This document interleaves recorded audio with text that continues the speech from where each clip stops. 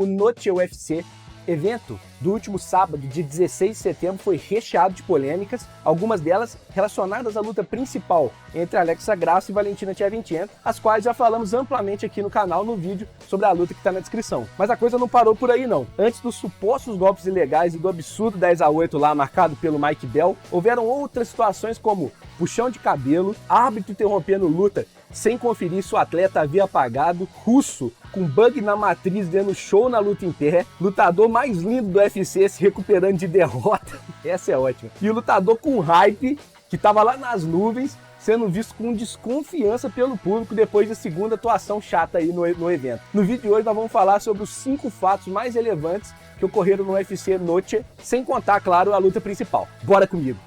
Fala rapaziada, sejam bem-vindos a mais um vídeo do canal Punch. Meu nome é Igor Serafini e no vídeo de hoje nós vamos abordar 5 coisas relevantes aí que aconteceram no UFC Noche e que não podem passar aí desapercebidas. Nós temos que trazer aqui pro canal para deixar vocês a par de tudo que aconteceu e são fatos interessantes aí que vale a pena abordar. Tá certo? Vamos comigo. Tracy Cortez e Jasmine Jasudavicius se enfrentaram no card preliminar em uma luta boa pelo peso mosca. E a lutadora americana, descendente de mexicano, escolheu um penteado fofo para se apresentar no card de sábado. Olha aí os corações. O problema é que esse coraçãozinho foi motivo de uma discórdia das brabas durante a luta, em que as duas ficaram se intimidando e acabaram discutindo ali fortemente, bem na frente do árbitro. Uma fazendo cara feia para outra, no momento em que pareceu que as duas sairiam com tudo ali para porrada. Mas o que aconteceu na realidade foi que durante um momento ali em que as duas estavam num clinch, a lutadora canadense agarrou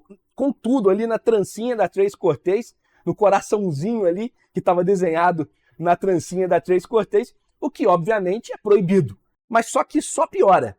Durante o puxão, a Jasmine ainda tentou dar um chute alto, que não pegou, e quando ela largou o coraçãozinho, ela não só tentou dar outro chute, como encaixou em cheio um chute na cabeça da Tracy Cortez. E foi depois disso aí que começou o bate-boca. A Tracy Cortez falou sobre isso em uma entrevista para o canal MMA Hour depois da luta. Abre aspas aí para mexicana/americana. Ela puxou o meu cabelo, sim. Houve um momento em que estávamos clinchando e os dedos dela estavam no meu cabelo. E eu fiquei tipo, o quê? Eu disse não. Eu estava defendendo e então ela agarrou o outro lado e puxou a parte de trás da minha trança aqui. E eu senti. E você viu que eu mostrei com um ângulo diferente no Twitter. Um ângulo superior, e deu para ver onde meu cabelo estava sendo puxado.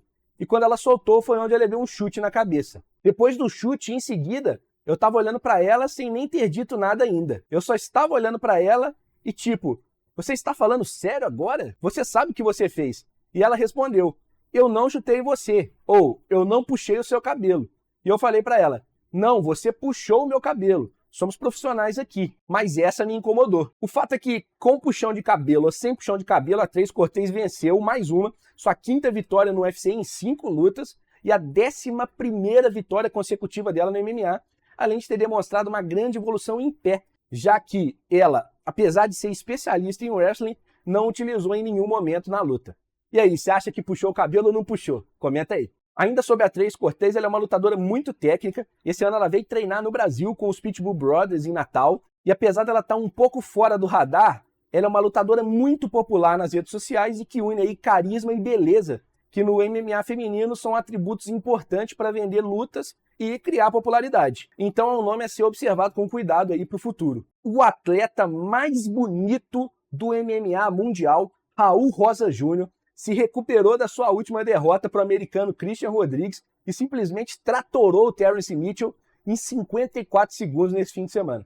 O lutador mexicano que lutou no Dana White Contender Series com apenas 17 anos é o atleta mais jovem da história a lutar no UFC e mostrou que não se afetou com a primeira derrota da carreira não. Então ele não tomou conhecimento de um adversário que tinha quase o dobro de lutas dele. O garoto, quando chegou no UFC, estava tão confiante que chegou a desafiar o campeão, que na época era o Aljamain Sterling, e fez a última luta de um card preliminar logo na estreia dele no UFC. E na luta seguinte disso, já lutou no card principal, e nesse último evento do fim de semana foi a 3ª luta mais importante do evento, o Noche UFC no caso. A beleza do Raul é incontestável, mas o que mais chama a atenção nele, de fato, é o talento, que está prometendo aí se tornar um dos campeões mais jovens da história do UFC, se não o campeão mais jovem da história do UFC. Olho no garoto. Eu, particularmente, acho que ele tem chance de ser campeão, porque ele parece ser bastante disciplinado, bastante focado.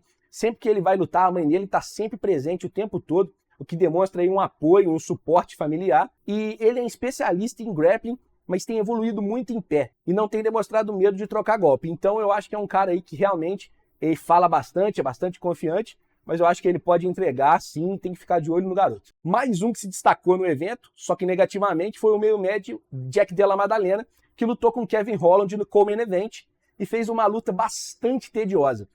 O lutador que estava super hypado aí por conta dos nocautes arrasadores desde que começou no UFC, passou um sufoco danado na última rodada contra o desconhecido Bassil Hafez e venceu por uma decisão dividida bastante polêmica. Na luta de sábado, o Jack pareceu bastante cauteloso e não conseguiu imprimir o ritmo que colocou as expectativas nele altas ali no evento.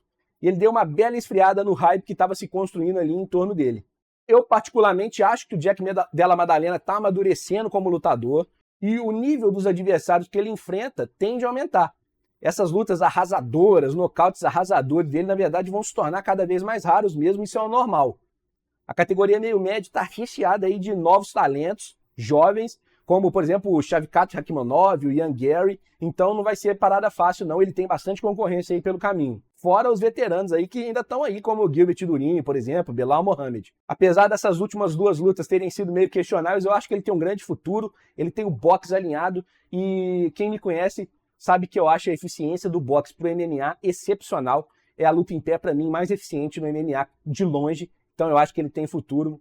Continuar de olho nele. Vocês já devem ter ouvido falar que os russos são muito bons na luta agarrada e que são excelentes wrestlers.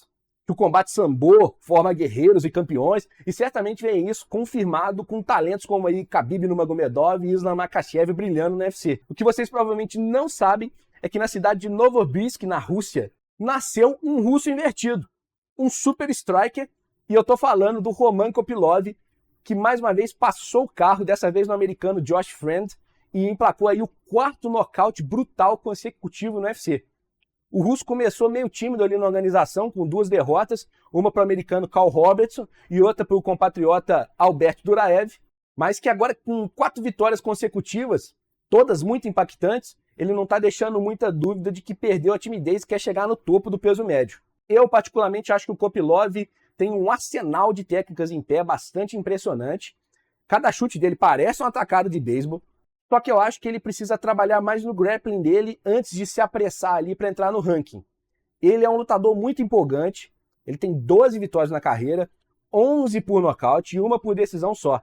Então é um lutador interessante que não deveria ser queimado ali não, ele tem que ir na etapa por etapa com calma porque ele ainda é novo. Mas apesar de eu achar que tá cedo ainda para ele entrar no ranking, olho nele, porque vale a pena acompanhar esse cara. O cara é bom e as lutas dele são interessantíssimas. E para finalizar, uma cagada colossal da arbitragem, mais uma, né? Na noite desse sábado no Noite UFC. Na luta do brasileiro Daniel Miojo contra o Edgar Chairez, o brasileiro teve seu pescoço encaixado numa guilhotina muito justa, mas não bateu. E o árbitro Cristognoni deu uma conversada ali com ele para saber se ele estava acordado, e ele respondeu que sim, mas num determinado momento o braço dele deu uma caída e o árbitro, sem conferir novamente, que é algo que ele devia ter feito, encerrou a luta. O Miojo, então, imediatamente reagiu dizendo que não havia pagado, reclamou muito com o árbitro e, na sequência, os árbitros laterais consultaram lá o VAR e determinou um no contest na luta. O desespero do Daniel certamente levou em conta o fato de que em 4 lutas no UFC ele tinha 4 derrotas e perder novamente era catastrófico aí para a continuidade dele no evento. O Daniel, apesar de ter 4 derrotas no UFC, é um lutador muito agressivo, muito talentoso, é bom lutador, só que ele é um pouco displicente nas lutas. Ele dá mole demais e é por isso que ele perdeu 4.